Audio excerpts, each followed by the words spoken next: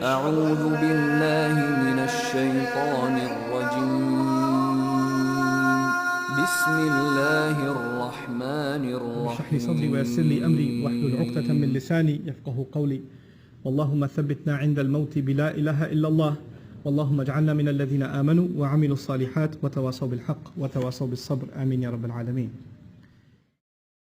আজকের খুতবার উদ্দেশ্য হচ্ছে আপনাদের সাথে সূরা হাদীদের একটি আয়াত শেয়ার করা। কিন্তু এই আয়াত থেকে কিছু শিক্ষা বলার আগে আমি প্রাসঙ্গিক কিছু কথা বলতে চাই। সূরা হাদীদের মাঝখানে আল্লাহ বিচার দিবসের একটি চিত্র তুলে ধরেছেন। বিচার দিবস এমন একটা বিষয় যা নিয়ে আল্লাহ কোরআনে বহু জায়গায় আলোচনা করেছেন। সাধারণত তিনি যখন এই সম্পর্কে বলেন, তিনি বিশ্বাসীদের সম্পর্কে বলেন যারা জান্নাতের দিকে ধাবমান, এবং তিনি অবিশ্বাসীদের সম্পর্কে বলেন যারা জাহান্নামের দিকে অগ্রসর হচ্ছে। কিন্তু আলোচ্য অংশে একটি ব্যতিক্রমী চিত্র তুলে ধরা হয়েছে। এখানে আল্লাহ বিশ্বাসী এবং অবিশ্বাসীদের তুলনা করার পরিবর্তে তিনি বিশ্বাসী এবং মুনাফিকদের তুলনা করেছেন। আল্লাহ যেন আমাদেরকে তাদের অন্তর্ভুক্ত না করেন। আল্লাহ বিশ্বাসীদের বিপরীতে অবিশ্বাসীদের তুলনা করার পরিবর্তে বিশ্বাসীদের বিপরীতে এমন লোকদের তুলনা করেছেন যারা মনে করত যে তাদের ঈমান রয়েছে, অথবা ভান করত যে তারা মুসলিম, অথবা তাদের ঈমান রয়েছে, কিন্তু বিচার দিবসে আল্লাহর কাছে এই ঈমানের কোনো মূল্য থাকবে না। এরাই হলো মুনাফিক। আল্লাহ যেন আমাদেরকে তাদের অন্তর্ভুক্ত না করেন। সূরা হাদীদের এই আলোচ্য অংশটি আমাদের জানা খুবই জরুরি, কারণ এই অংশটি আমাদের জানায় যে বিচার দিবসে কিভাবে এই দলের অন্তর্ভুক্ত হওয়া থেকে রক্ষা পাওয়া যায়। সংক্ষেপে বলতে গেলে কিয়ামতের দিন বিশ্বাসীরা যখন দাঁড়াবে, রাসূল সাল্লাল্লাহু আলাইহি সাল্লাম তাদের দেখতে পাবেন। ইয়াউমা তারা, তিনি দেখতে পাবেন মানে রাসূল সাল্লাল্লাহু আলাইহি সাল্লাম দেখতে পাবেন আল মুমিনিন ওয়াল মুমিনাত, বিশ্বাসী নারী এবং পুরুষদেরকে। يسعى نورهم بين أيديهم وبأيمانهم, তাদের সম্মুখ ভাগে এবং ডান পাশে তাদের নূর ছোটাছুটি করবে। এর মানে হলো ইমানদার পুরুষ এবং ইমানদার নারীদের হৃদয় থেকে এবং ডান হাত থেকে জ্যোতি বিচ্ছুরিত হবে। এই আলোটি কেন জরুরি? কারণ আল্লাহর প্রতি আপনার আমার ঈমান যদি অকৃত্রিম হয় এবং বিশ্বাস দৃঢ় হয়, কিয়ামতের দিন এই বিশ্বাস জ্যোতিতে রূপান্তরিত হয়ে দীপ্তি ছড়াবে। আর এই বিশ্বাস দুনিয়াতে আমার কর্মকে প্রভাবিত করেছে। আমার হাতের সেই কাজগুলোই কিয়ামতের দিন আলোতে রূপান্তরিত হবে। সেদিন আমাদের কাছে দুটো আলো থাকবে। শেষ বিচারের দিনটি হবে নিকষ কালো একটি দিন। আধারে ঢাকা বিস্তীর্ণ পথ পাড়ি দিয়ে আমাদেরকে জান্নাতে পৌঁছাতে হবে, এবং সুদীর্ঘ পথ পাড়ি দিতে সবার আলো প্রয়োজন হবে। কিছু কিছু ব্যক্তির আলো হবে অনেক প্রখর। রাসূলুল্লাহ সাল্লাল্লাহু আলাইহি সাল্লাম বলছেন তাদের আলো এত লম্বা হবে যে সেই আলো এক শহর থেকে আরেক শহর পর্যন্ত বিস্তৃত হবে। আবার কারো কারো আলো হবে অত্যন্ত অনুজ্জ্বল। সেই টিমটিমে আলোতে নিজের পা কোথায় ফেলছে কোনো মতে সেটুকুই শুধু দেখা যাবে। তাহলে মানুষ বিভিন্ন মাত্রায় আলো নিয়ে যখন জেগে উঠবে এবং জান্নাতের পথে যাত্রা শুরু করবে, তখন আল্লাহ তাআলার পক্ষ থেকে অভিনন্দন জানানো হবে, কারণ অন্তত তাদের নিজস্ব কিছু আলো রয়েছে। আর অনেকের তো কোনো আলোই নেই, তাই তাদের জান্নাতে যাওয়ার কোনো সুযোগ নেই। আল্লাহ বলবেন, بشراكم اليوم جنات تجري من تحتها الأنهار। আল্লাহ বলবেন আজ তোমাদের জন্য সুসংবাদ জান্নাতের, যার তলদেশ দিয়ে নদী প্রবাহিত। তোমাদের সামনেই এটা আছে, হাঁটতে থাকো, চলতে থাকো। পরবর্তী আয়াতে আল্লাহ অন্য একদল লোকের কথা বলেন যারা জেগে ওঠার পর গভীর বিস্ময় আবিষ্কার করবে পথ চলার জন্য তাদের নিজস্ব কোনো আলো নেই। চারপাশ গভীর অন্ধকার, বহু দূরে তারা দেখবে কিছু আলো। আপনারা দৃশ্যটা কল্পনা করতে পারেন, চারপাশ গভীর অন্ধকারচ্ছন্ন, আর বহু দূর থেকে তারা দেখবে কিছু মানুষ আলো নিয়ে এগিয়ে যাচ্ছে। তারা হয়তো মানুষ দেখতে পাবে না, শুধু আলোর বিচ্ছুরণ দেখা যায়। তখন তারা ভাববে আমাদেরকে দ্রুত তাদের কাছে পৌঁছতে হবে, কারণ আলোটা ধীরে ধীরে হারিয়ে যাচ্ছে। তো সেই মুনাফিকরা কিয়ামতের দিন এইরকম একটি তমসাচ্ছন্ন পরিস্থিতিতে জেগে উঠবে, আর তারা বিশ্বাসীদের আলো দেখে তাদের ধরার চেষ্টা করবে, কারণ তাদের নিজস্ব কোনো আলো থাকবে না। তারা জেগে উঠে গভীর বিস্ময় আবিষ্কার করবে তাদের সাহায্য করার মতো কিছুই নেই। يقول المنافقون والمنافقات للذين آمنوا انظرونا نقتبس من نوركم। যেদিন মুনাফিক পুরুষ এবং মুনাফিক নারীরা মুমিনদেরকে বলবে তোমরা আমাদের জন্য অপেক্ষা করো, আমরাও কিছু আলো নিব তোমাদের জ্যোতি থেকে, আমরাও কিছু আলো নিব তোমাদের জ্যোতি থেকে। ইকতিবাস শব্দ দ্বারা বোঝায়, যেমন আগের দিন আপনার হাতে মশাল থাকতো আর অন্যজনের আগুন থেকে নিজের মশাল জ্বালিয়ে নিতেন, সেরকম। তাই তারা ভাবলো আমরা তোমাদের থেকে কিছুটা আলো ধার নেব, তোমাদেরটা নিয়ে যাব না, একটু থামো, আমাদেরকে সাহায্য করো। তখন মুনাফিকদেরকে বলা হবে ارجعوا وراءكم তোমরা পিছনে ফিরে যাও, পিছনে ফিরে যাও فالتمسوا نورا। এবং আলোর খোঁজ করো, আমরা তোমাদের সাহায্য করব না। হাসরের ময়দান হচ্ছে এমন ভয়াবহ একটি জায়গা যেখানে জন্মদাত্রী মা নিজ সন্তানকে পর্যন্ত অগ্রাহ্য করবে। ভাই বোন, স্বামী স্ত্রী, বাবা মা, আত্মীয় স্বজন, প্রাণের বন্ধু, এই সব পার্থিব সম্পর্কগুলো ছিন্ন হবে। প্রতিটি মানুষ শুধুমাত্র নিজেকে বাঁচাতে উদ্বিগ্ন থাকবে, কেউ এমনকি পিছনে ফিরেও তাকাবে না। তোমরা পিছনে ফিরে যাও এবং আলোর খোঁজ করো, পিছনে ফিরে যাও এক প্রকার ব্যঙ্গাত্মক মন্তব্য, মানে দুনিয়াতে ফেরত যাও এবং আলোর সন্ধান করো। কারণ কেউ যদি দুনিয়াতে তার ঈমান ও কর্ম দিয়ে আলো সংগ্রহ না করে থাকে, তাহলে সেদিন তার নিজস্ব কোনো আলোই থাকবে না। فالتمسوا نورا। আলো সংগ্রহ করার একমাত্র জায়গা হলো এই দুনিয়া। তারপরেও মুনাফিকরা মুসলমানদেরকে ধরার চেষ্টা করবে। এভাবে যখন তারা বিশ্বাসীদের নিকটবর্তী হবে, فضرب بينهم بسور له باب ঠিক এমন একটি মুহূর্তে দুই দলের মাঝে একটি বৃহৎ প্রকাণ্ড দেয়াল নেমে আসবে, যার একটি দরজা থাকবে। এই দরজা সম্পর্কে আমরা অন্য সময় আলোচনা করব। আল্লাহ বলেন, অতঃপর উভয় দলের মাঝখানে খাড়া করা হবে একটা প্রাচীর, ফলে এখন তারা ধরার চেষ্টা করলেও পারবে না। দেয়ালটি খাড়া হওয়ার পর আল্লাহ বলেন, দেয়ালের অন্য পাশে যে পাঁচটা মুনাফিকরা দেখতে পাবে না, সেখানে থাকবে আল্লাহর করুণা, দয়া এবং মমতা, আর অপর দিকে থাকবে কঠোর শাস্তি এবং অন্ধকার। কঠোর শাস্তি এবং অন্ধকার। তাহলে এখন শুধু অন্ধকারই নয়, রয়েছে বিশাল এক দেয়াল, ফলে তাদের পালানোর আর কোনো জায়গা নেই। আর পেছনে দেখতে পাবে শাস্তি তাদেরকে আচ্ছন্ন করার জন্য এগিয়ে আসছে। তখন এই মুনাফিকরা, আল্লাহ আমাদের তাদের অন্তর্ভুক্ত না করুন, মুনাফিকরা মরিয়া হয়ে বলবে, ألم نكن معكم আমরা কি তোমাদের সাথে ছিলাম না? লক্ষ্য করুন, মুনাফিকরা অপর পাশে থাকা মুমিনদেরকে ডাকছে। স্পষ্টতই দরজা এই পাশ থেকে খোলা যায় না। আরে দরজাটা খোলো না, আমরা তো তোমাদের সাথেই থাকতাম। এভাবে মরিয়া হয়ে ডাকা হবে। সামনে অগ্রসর হওয়ার পূর্বে এটা বোঝা গুরুত্বপূর্ণ। এই কারণেই আমি আজকের খুতবার জন্য এই আয়াতটি পছন্দ করেছি। এই বাক্যটার কারণে, আলাম নাকুম মাকুম, আমরা কি তোমাদের সাথে ছিলাম না? ব্যাপারটা হলো, এই লোকগুলো যারা দেয়ালের ভয়ঙ্কর পাশে থেকে গেছে, যারা মরিয়া হয়ে আছে, যাদের নিজস্ব কোনো আলো নেই, তারা ভাবতো তারাও মুমিনদের অন্তর্ভুক্ত। তারা এটা নিয়ে খুবই আত্মবিশ্বাসী ছিল। এত আত্মবিশ্বাসী ছিল যে তারা কিয়ামতের দিনও সেই কথা বলছে, আমরা তোমাদের সাথে নামাজ পড়তাম, তোমাদের সাথে ব্যবসা করতাম, বন্ধু ছিলাম, আত্মীয়তার সম্পর্ক ছিল, চাচাতো মামাতো ভাই বোন ছিলাম, আমরা তো একই কলেজে ভার্সিটিতে গিয়েছি। কেন আজ আমরা বিচ্ছিন্ন? কেন এই সম্পর্ক ছেদ ঘটছে আজকে? এখন অপর পাশে অবস্থিত মুমিনরা নিজেদেরকে নিরাপদ মনে করছে। দেয়াল স্থাপিত হওয়ার কারণে এই পাশের মুনাফিকরা চরম আতঙ্কগ্রস্ত হয়ে পড়ল। অন্যদিকে অপর পাশে অবস্থিত মুমিনরা নিজেদেরকে অনেক বেশি নিরাপদ মনে করছে। তাদের আর কোনো তাড়াহুড়ার প্রয়োজন নেই, কারণ এখন সম্পূর্ণ নিরাপদ। এখন তারা সময় নিয়ে মুনাফিকদের উত্তর দিচ্ছে, এই কারণে তোমরা আজ আমাদের সাথে নেই। জান্নাতি লোকেরা সর্বপ্রথম তাদের বলেছিল, পেছনে ফিরে গিয়ে আলোর তালাশ করো, فالتمسوا نورا পেছনে ফিরে গিয়ে আলোর তালাশ করো। স্পষ্টতই তোমাদের আলো নেই। আবার মুনাফিকরা সম্পূর্ণ হতবাক, আমাদেরও তো তোমাদের মতো আলো পাওয়ার কথা ছিল। এখন জান্নাতি মানুষরা মুনাফিকদের ব্যাপারে বর্ণনা করবে, এই লোকগুলোর তো আলো ছিল, তাদের বিশ্বাস ছিল, এই লোকগুলোর তো আলো ছিল, কিভাবে তারা এটা হারালো? কিভাবে তারা কিয়ামতের দিন সম্পূর্ণ দেউলিয়া হয়ে পড়ল? এই আয়াতটি বিশেষভাবে নিগুড় একটি আয়াত। এই আয়াতে বর্ণিত হয়েছে কিভাবে একজন মুমিন ক্রমে ক্রমে ঈমান হারায়, কিভাবে একজন মানুষ ঈমানের মতো মহামূল্যবান জিনিস পাওয়ার পরেও পরিশেষে তা হারিয়ে ফেলে। রাতারাতি কোনো ব্যক্তির ঈমান ধ্বংস হয়ে যায় না। একদিন সকালে ঘুম থেকে উঠে কোনো ঈমানদার ব্যক্তি মুনাফিক হয়ে যায় না। এটা একটা পর্যায়ক্রমিক প্রক্রিয়া। এই প্রক্রিয়াটি এই নিরন্তর বাণীতে প্রকাশিত হয়েছে, বালা, অবশ্যই তোমরা আমাদের সাথে ছিলে, ওয়ালাকিন্নাকুম ফাতানতুম আনফুসাকুম। আমি প্রথমে সহজ অনুবাদ বলছি, পরে ব্যাখ্যা করব। ওয়ালাকিন্নাকুম ফাতানতুম আনফুসাকুম। 1 নম্বর, তোমরা নিজেরাই নিজেদের বিপদগ্রস্ত করেছ। আরবিতে ফাতানা শব্দটির অর্থ হচ্ছে কোনো কিছুতে পরীক্ষাতে ফেলা। স্বর্ণ গলিয়ে তার খাদ ফেলে দিয়ে ধীরে ধীরে বিশুদ্ধ করার প্রক্রিয়াটিকেও ফাতানা বলা হয়।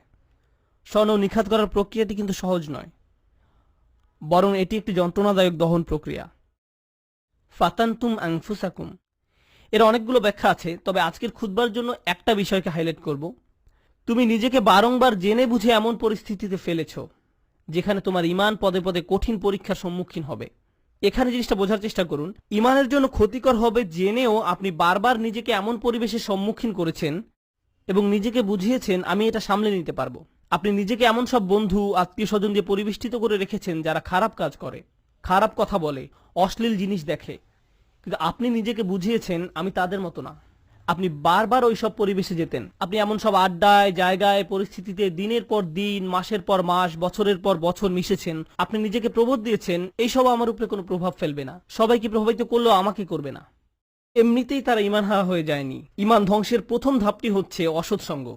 তারা নিজেদেরকে সন্দেহজনক পরিস্থিতিতে ফেলে রাখত, আর তারা ভাবতো এতে তাদের উপর কোনো প্রভাবই ফেলবে না। আমি একটি হালকা উদাহরণ দিব, আশা করি পয়েন্টটা আপনারা বুঝতে পারবেন। বাসায় যখন অনেক তেল মশলা দিয়ে রান্না করেন, তখন সারা বাড়িতে সেই গন্ধে ভরে যায়।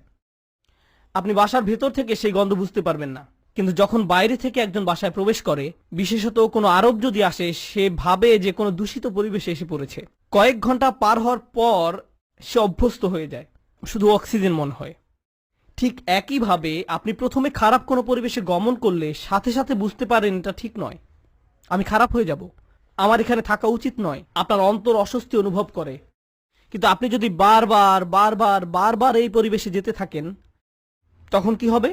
আপনি আর খারাপ বোধ করবেন না। কেউ যদি জীবনে প্রথমবার কোনো ধূমপায়ীর পাশে বসে, তখন সিগারেটের গন্ধে সে কাশতে থাকবে, চোখ দিয়ে পানি আসবে, ফ্রেশ বাতাসের জন্য ছটফট করবে এবং সে দ্রুত সেই জায়গা ছেড়ে চলে যেতে চাইবে। বছরখানেক পর এটাই তাদের অক্সিজেনে পরিণত হয়। সিগারেট ছাড়া তারা নিঃশ্বাসও নিতে পারে না। তাহলে প্রথম সমস্যা হলো আপনি নিজেকে অসৎ পরিবেশে ফেলে রাখেন। ফাতানতুম আনফুসাকুম। দ্বিতীয় সমস্যাটি কি ছিল? দ্বিতীয় সমস্যাটি ছিল ওয়াতারাব্বাসতুম। তোমরা প্রতীক্ষা করেছ, দীর্ঘসূত্রিতা করেছ। এখানে দীর্ঘসূত্রিতা বলতে কি বোঝানো হচ্ছে? আপনি বুঝতে পেরেছিলেন যে এটা খারাপ, আপনার নিজের বিবেকের মাধ্যমে আপনি বুঝতে পেরেছিলেন যে আমার নিজেকে পরিবর্তন করা উচিত, কিন্তু নিজেকে বুঝিয়েছেন ইনশাআল্লাহ আমি খুব দ্রুত নিজেকে পরিবর্তন করব, আমি জানি নিজেকে পাল্টাতে হবে, আমি জানি এটা খারাপ, শুধু এই সপ্তাহ পরেই আমি সম্পূর্ণ ভিন্ন মানুষে পরিণত হব। বেশি না, আর একটা সেমিস্টার 2 মাস ওই বকে যাওয়া বন্ধুদের সাথে থাকবো, তারপর আমি অন্য কোর্স নিব। এখন ওদেরকে রাগানো ঠিক হবে না, আমি জানি এটা খারাপ, শুধু এই 1 মাস আমি এসব করব। আর এই 1 সপ্তাহ, এই আর 1টা বা 2টা পার্টি, 1টা 2টা ড্রিঙ্কস, এভাবে আপনি নিজেকে বলতে থাকেন। আর সামান্য একটু এই 9-10 মাস পরেই তো রমজানে সব ছেড়ে দিব, পুরাই চেঞ্জ হয়ে যাব। আমার প্ল্যান আছে হজে যাওয়ার, হজ থেকে আসার পর দেখবেন আমি কেমন ভালো মানুষে পরিণত হই। এভাবে আপনি নিজেকে বলতে থাকেন, আর সামান্য একটু, কিন্তু সে পর্যন্ত আমার জন্য দোয়া করতে থাকুন। এই মুহূর্ত থেকে নিজেকে পরিবর্তন করতে চান না, আপনি নিজেকে শুধু খারাপ পরিবেশে ফেলেই রাখছেন না, এখনো নিজেকে পরিবর্তনের জন্য কোনো পদক্ষেপ নিতেও প্রস্তুত নন। মনে হচ্ছে আপনার কাছ থেকে অনেক বেশি কিছু চাওয়া হচ্ছে। যেভাবে আছেন সেভাবেই থাকতে চান, আরো কিছু খারাপ উপভোগ করতে চান। এটাই ওয়াতারাব্বাস্তুম। আপনি ধারণা করে আছেন, আপনার প্রথম ধারণা ছিল আমি খারাপ পরিবেশে থাকলেও এটা আমার উপর কোনো প্রভাব ফেলতে পারবে না। সময়ের সাথে সাথে ভয়ঙ্কর খারাপ কিছু আপনার কাছে স্বাভাবিক হয়ে যায়। এখন অতারাব্বাস্তুম বা অপেক্ষা করতে থাকা, দীর্ঘসূত্রিতা করার প্রভাব কি? আপনি ভাবছিলেন আপনি যে কোনো সময় এই খারাপ কর্ম পরিত্যাগ করতে পারবেন, সব খারাপ সঙ্গ থেকে যে কোনো সময় সরে আসতে পারবেন। আরে আমি তো আর আসক্ত না, আমার তো আর এটার দরকার নেই, আমি তো আর এর সাথে আটকে যাইনি, যখন তখন বেরিয়ে যেতে পারবো। কিন্তু বাস্তবতা এটা নয়। যত বেশি সময় আপনি এর সাথে জড়িয়ে থাকবেন, আপনি তত বেশি এতে আসক্ত হবেন। তারপর এর থেকে বেরিয়ে যাওয়া অসম্ভব হয়ে পড়ে। আপনি আষ্টে পৃষ্ঠে মাথা পড়েন, সম্পূর্ণ ডুবন্ত অবস্থায় নিজেকে আবিষ্কার করেন। আপনি এখন জানেনও না এই পরিবেশের বাইরে সুস্থ জীবনের মানে কি। এরপর আপনি নিজেকে বলতে শুরু করেন, অনেক দেরি হয়ে গেছে, আর সম্ভব না। এরকম ঘটার পর এক অপরাধ বোধের জন্ম নিবে। আমি বহুদিন ধরে এত পাপ কাজ করে আসছি, আমার আরো অনেক আগেই তওবা করা উচিত ছিল, এখন অনেক দেরি হয়ে গেছে। নিজেকে খারাপ ভাবতে অথবা মনের ভেতরে অনুশোচনা নিয়ে বেশি দিন কাটাতে কেউই পছন্দ করে না। তখন শয়তান এসে বলবে, তুমি এত অপরাধ বোধে ভুগছো কেন? তোমার তো কোনো দোষ নেই। এই ইসলাম নামের জিনিসটাই তোমার মনের ভেতর যত অপরাধ বোধের জন্ম দিয়েছে। এই ইসলাম বলছে এটা হারাম, ওটা গুনাহ, এভাবে কথা বলবে না, ওটা খেও না, অমুকটা দেখো না, ওখানে যেও না। এই ইসলাম তোমাকে নিজের সম্পর্কে খারাপ ধারণা দিচ্ছে। আচ্ছা, এই ইসলাম যে এত কঠিন সব নিয়ম কানুন মেনে চলতে বলছে, এটা সত্য কিনা তুমি কি নিশ্চিত? শয়তানের ওয়াসওয়াসা শুনে বিভ্রান্ত ব্যক্তি ভাবতে থাকে, আমি আসলে কেন ইসলামে বিশ্বাস করি? মনে হয় যেন ইসলাম চায় না আমি আনন্দে থাকি। আমি শুধু আমার জীবন উপভোগ করতে চাই, আমি সুখী হতে চাই, আমি স্বাধীনভাবে বন্ধু বান্ধবের সাথে মৌজ মাস্তি করতে চাই, জীবনকে সর্বোচ্চ উপভোগ করতে চাই। আমি তো এমনিতেই কোরআনের সত্যতা সম্পর্কে নিশ্চিত নই। আল্লাহ বলে কেউ আছে কিনা এই ব্যাপারে আমার সন্দেহ আছে। এই কোরআন হাদিস কতটা নির্ভরযোগ্য? আমাদের আশেপাশে এরকম বিভ্রান্ত অবস্থায় অনেক আব্দুল্লাহ, জয়নব, আলী, ফাতিমা, আব্দুল করিম, আহমদ, রুকাইয়া তরুণ তরুণীর আমরা দেখতে পাই। তারা খুব নির্ভীকভাবে বলে, ইসলাম নিয়ে আমার মনে অনেক সন্দেহ আছে। আর এই মানুষগুলো এমন নয় যে তাদের দর্শন শাস্ত্রে পিএইচডি রয়েছে বা ইসলামের ইতিহাসে ব্যাপক জ্ঞান রয়েছে, কিংবা এসব বিষয়ে বহুদিনের অধ্যয়নের ফলে তাদের মনে ধীরে ধীরে সংশয়ের জন্ম নিয়েছে। আসল ব্যাপার তা নয়। এরা নিজেদের জন্য জেনে বুঝে খারাপ সঙ্গ এবং অসৎ পরিবেশ বেছে নিয়েছিল। আমি এমন শত শত মানুষের সাথে কথা বলেছি, তারা আক্ষরিক অর্থে এই আয়াতের ভিতরে জীবনযাপন করছে। তোমরা নিজেরাই নিজেদেরকে বিপদগ্রস্ত করেছ, প্রতীক্ষা করেছ, সন্দেহ পোষণ করেছ এবং অলিক আশার পেছনে বিভ্রান্ত হয়েছ। অবশেষে আল্লাহর আদেশ এসে পৌঁছেছে। তারপর এক সময় তারা ধর্ম নিয়ে সন্দেহ পোষণ করতে থাকে। কিন্তু তাদের এই সন্দেহের সাথে যুক্তি বা বুদ্ধির কোনো সম্পর্ক নেই। ওয়ারতাবতুম, সন্দেহ পোষণ করেছে। জানেন সন্দেহ কি করে? সন্দেহ প্রথমে তাদের ইসলামের গণ্ডি থেকে বের করে দিবে। তারা এভাবে নিজেকে সান্ত্বনা দিবে, এটা তো আসলে পুরোপুরি সত্য না, সুতরাং এটা না মানার কারণে আমার খারাপ অনুভব করার দরকার নেই। যখন তাদের মনে সন্দেহ দানা বাঁধতে থাকে এবং সময়ের সাথে সাথে সেই দানা দেয়ালে পরিণত হয়, তখন তারা এই দেয়ালের আড়ালে নিজেকে লুকাবে এবং নানা প্রকারের অনৈতিক কাজের বৈধতা দেবে। একবার যখন তারা এই পর্যায়ে এসে উপনীত হবে, তখন দুটো জিনিস তাদের কাছ থেকে তুলে নেওয়া হবে। জান্নাতের আকাঙ্ক্ষা কেড়ে নেওয়া হবে, আল্লাহর সন্তুষ্টি লাভের আকাঙ্ক্ষা কেড়ে নেওয়া হবে, অন্তরে সেই বিশেষ নূর ধারণ, স্পৃহা, এইসব কিছু চাওয়ার বাসনা হারাবে। তাদের এই দুনিয়াতেই সেটা নেই। যে লোক আল্লাহর নিকট থেকে সেই সফলতা পেতে চায়, আল্লাহ তাদেরকে এই দুনিয়াতেই তা দিবেন, কিন্তু সেই আকাঙ্ক্ষা তো এখন আর অবশিষ্ট নেই। তাদের এই সম্পর্কে সন্দেহ রয়েছে। 2 নাম্বার, জাহান্নামের ভয় হারাবে। এই দুইটা জিনিস তারা হারাবে, আল্লাহর সন্তুষ্টি লাভের প্রত্যাশা এবং জাহান্নামের আতঙ্ক। এই ব্যক্তির কাছে এখন কিয়ামত বা বিচার দিবসের কোনো মূল্য নেই। কেউ তার সামনে জান্নাত, জাহান্নাম, শেষ বিচারের কথা বললে এটা তার কাছে তামাশা মনে হয় এবং এমনকি এইসব নিয়ে হাসি ঠাট্টা করবে। যখন কারো অন্তর থেকে আখিরাতের প্রাপ্তির আশা হারিয়ে যায় এবং জাহান্নামের শাস্তির ভয় মন থেকে দূর হয়ে যায়, তখন কি হয় জানেন? তখন তার কাছে শুধু একটা জিনিসই গুরুত্ব পায়, দুনিয়া। মনে প্রাণে পুরোপুরি দুনিয়ামুখী হয়ে যায়। যেহেতু পরকাল বলে কিছু নেই, তাই এই দুনিয়াতেই যা কিছু করার পাবার জন্য মরিয়া হয়ে যেতে হবে। অর্থ, বিত্ত, সাফল্য, সম্পদ, জনপ্রিয়তা, বিনোদন, মৌজ মাস্তি, সব ধরনের ম্যাটেরিয়াল থিং যে কোনো ভাবে, যে কোনো পথে অর্জন করাটাই মুখ্য ব্যাপার হয়ে দাঁড়াবে। সে ভাববে দুনিয়া দিয়ে এইসব প্রাপ্তির ভিতরে রয়েছে সব আনন্দ এবং চূড়ান্ত মানসিক তৃপ্তি, মৌজ মাস্তি, সব ধরনের ম্যাটেরিয়াল থিং।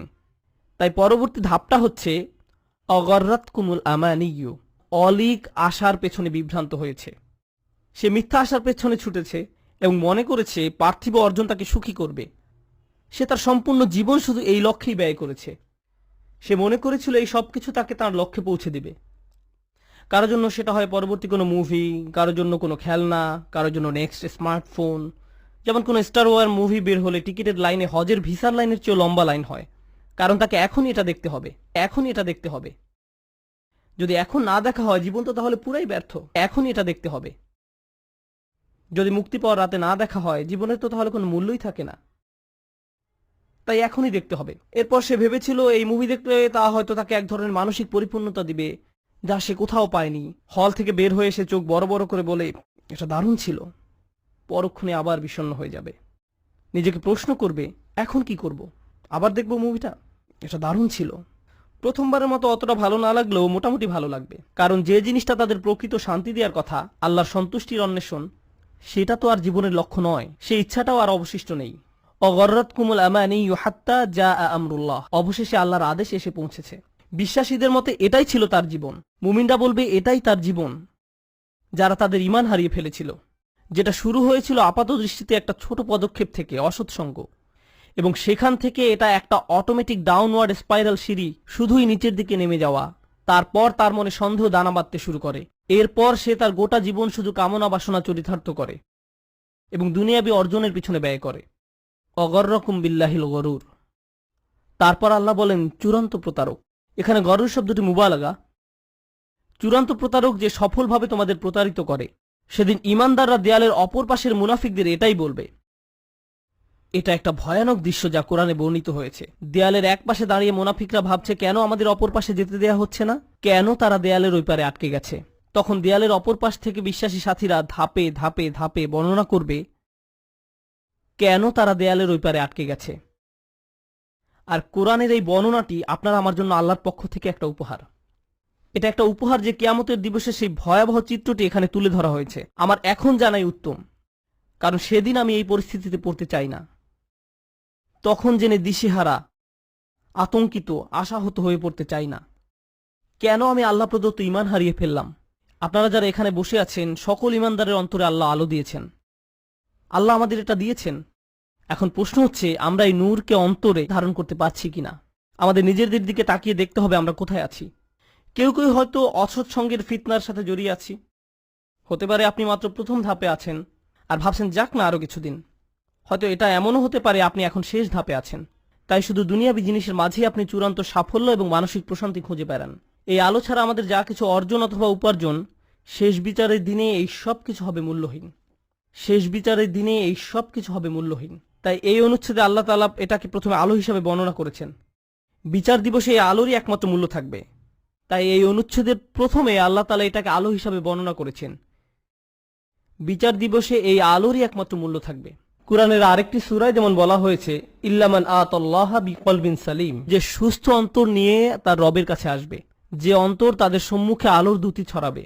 এই দুনিয়াতে আপনার আমার আর বাকি যা কিছু আছে সবই অর্থহীন। শেষ বিচারের দিনে আল্লাহর সামনে এর সবই গুরুত্বহীন। কিছুদিনের জন্য আমরা এইসব উপভোগ করতে পারি, কিন্তু যদি এর ফাঁদে আটকে যাই এবং আমাদের অন্তরের সব জায়গা দখল করে নেয়, অন্তরে আর কোনো জায়গা বাকি থাকবে না। আর তাই এর পরের আয়াতে আল্লাহ তাআলা বলছেন, ফালিয়াউমা লা ইউখাযু মিনকুম ফিদিয়াতুন ওয়ালা মিনাল্লাযীনা কাফারু মাওয়াকুমুন নার হিয়া মাওলাকুম ওয়া বিইসাল মাসির। আজকে তোমাদের কাছ থেকে কোনো মুক্তিপণ, কোনো ক্ষতিপূরণ গ্রহণ করা হবে না। কোনো কিছু বন্ধক দেওয়ার চেষ্টা করো না। আজকে ওই দরজাগুলোতে তোমাদের প্রবেশাধিকার নিষিদ্ধ। কোনো ধরনের জরিমানা বা মুক্তিপণ দিয়ে দরজাগুলোর ওই পাশে যাওয়ার কোনো সুযোগ নেই। তোমাদের থেকে নয়, কাফেরদের থেকেও নয়। এই আয়াতের ভীতিকর দিক হলো লা ইউখাযু মিনকুম ফিদিয়াতুন ওয়ালা মিনাল্লাযীনা কাফারু। আজকে তোমাদের এবং কাফেরদের একই পরিণতি। আপনি এবং কাফেররা আজ একই দলে পড়ে গেছেন। আমি তোমাদের নিকট থেকে কোনো মুক্তিপণ গ্রহণ করব না, কাফেরদের থেকেও নয়। তোমাদের সবার আবাসস্থল জাহান্নাম। কতই না নিকৃষ্ট এই প্রত্যাবর্তন স্থল। শেষ বিচারের দিবসের এই পূর্ণ চিত্রটি তুলে ধরার পর আল্লাহ সুবহানাহু ওয়া তাআলা এভাবে উপসংহার টানেন। আমিও এই আয়াত দিয়ে আজকের আলোচনা সমাপ্তি টানব এবং নিজেদের বারবার মনে করিয়ে দিব যে সেই নিম্নমুখী পথটি অনুসরণ করা যাবে না, এবং আমাদের অন্তরে যেটুকু ক্ষুদ্র আলো এখনো পর্যন্ত বর্তমান আছে তা কিভাবে দিন দিন আরো শক্তিশালী করব। আল্লাহ নিজেই বলেন, আলাম ইয়ানিল্লাযীনা আমানু আন তাখশা কুলুবুহুম লিযিকরিল্লাহ, অর্থাৎ যারা মুমিন তাদের জন্য কি আল্লাহর স্মরণে এবং যে সত্য অবতীর্ণ হয়েছে তার কারণে হৃদয় বিগলিত হওয়ার সময় আসেনি? সত্যিকার অর্থে আল্লাহকে স্মরণ করলে অন্তর নরম হবে। আপনার অন্তর যত বেশি আল্লাহকে স্মরণ করবে, কারণ আল্লাহ নূরুস সামাওয়াতি ওয়াল আরদ, আল্লাহ নবমণ্ডল এবং ভূমণ্ডলের নূর। আল্লাহকে আমরা যত বেশি স্মরণ করব তত বেশি আমাদের অন্তরে নূর ধারণ করতে পারবো। তাই তিনি বলছেন আল্লাহকে স্মরণ করো। এরপর তিনি বলেন কিভাবে তুমি আল্লাহকে স্মরণ করবে। আরবিতে এটাকে আতফে বায়ান বলা হয়। ওয়া মা নাযালা মিনাল হক, যে সত্য অবতীর্ণ হয়েছে তার কারণে হৃদয় বিগলিত হওয়া উচিত। ওহির কারণে, কোরআনের কারণে। কোরআন নিয়ে গভীর চিন্তা করুন, কোরআনের মাধ্যমে আল্লাহকে স্মরণ করুন। যখন কোরআনের আয়াত তেলাওয়াত করবেন তখন কান্নাকাটি করুন। আল্লাহ যে উপহারটি আপনাকে দান করেছেন আপনার জীবনে তার অর্থ কি তা নিয়ে চিন্তা করুন। কোরআনেই শুধু আল্লাহকে জ্যোতি হিসাবে উল্লেখ করা হয়নি, কোরআনকেও জ্যোতি হিসাবে উল্লেখ করা হয়েছে।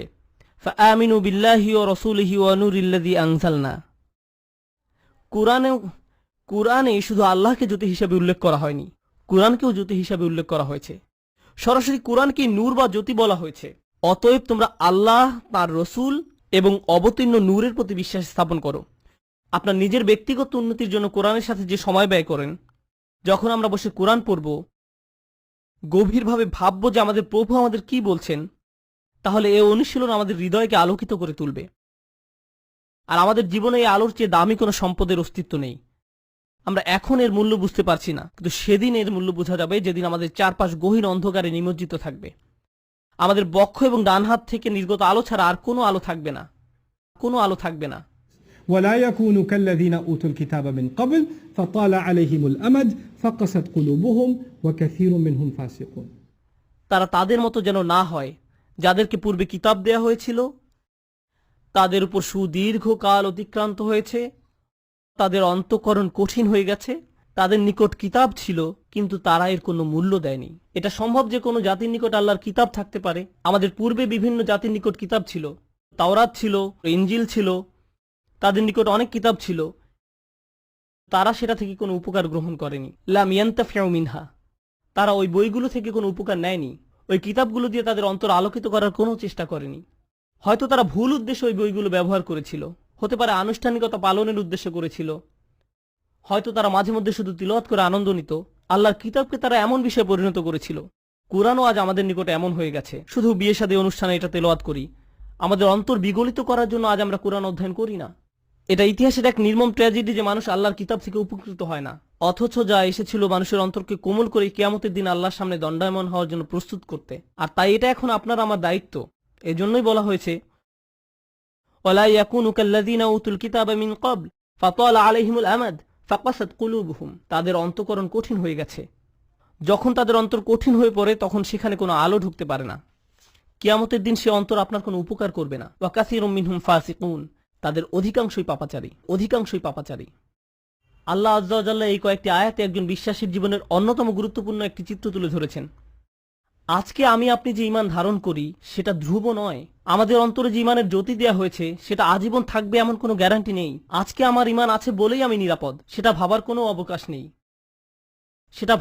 অবকাশ নেই। কেউ আমাদের মুসলিম মনে করে সালাম দেয় আর আমরাও জবাবে ওয়ালাইকুম আসসালাম বলি, ফলে আমরা মনে করি যে আমরা সবাই মুসলিম, আমাদের সবার অন্তরে আলো আছে। কিন্তু এই আয়াতগুলোর মতে কিছু মানুষ কিয়ামতের দিন জেগে উঠে হতচকিত হয়ে পড়বে, কিছু মানুষ কিয়ামতের দিন জেগে উঠে অবাক হয়ে যাবে। সে বলবে, আমি মনে করেছিলাম আমি তোমাদের সাথে, কিন্তু সে তার সাথে নয়। তাই ভালো হয় আমরা যদি এখনই বুঝতে পারি এটা স্বয়ংক্রিয় নয়, এটার গ্যারান্টি নেই। আপনাকে ব্যক্তিগতভাবে এর জন্য প্রচেষ্টা চালাতে হবে, আমাকে ব্যক্তিগতভাবে এর জন্য প্রচেষ্টা চালাতে হবে। বিচার দিবসে আপনার ঈমান যেমন আপনাকে সাহায্য করবে না, তেমনি আমার ঈমানও আপনাকে সাহায্য করবে না। আমরা সবাই নিজ নিজ চিন্তায় অস্থির থাকব, নিজেদের আলোর জন্য চিন্তা করব। ইরজিউ ওয়ারাআকুম ফালতামিসু নূরা, তোমরা পিছনে ফিরে যাও এবং আলোর খোঁজ করো। এখন আমরা একে অন্যের সাহায্য করতে পারি, এখন আমরা একে অন্যের ঈমান শক্তিশালী করার ক্ষেত্রে ভূমিকা রাখতে পারি, কিন্তু সেদিন আল্লাহর সাহায্য ছাড়া আর কোনো সাহায্য থাকবে না। আল্লাহ আযজা ওয়া জাল্লা আমাদেরকে তাদের অন্তর্ভুক্ত করুন যারা তাদের আলো সংরক্ষণ করবে।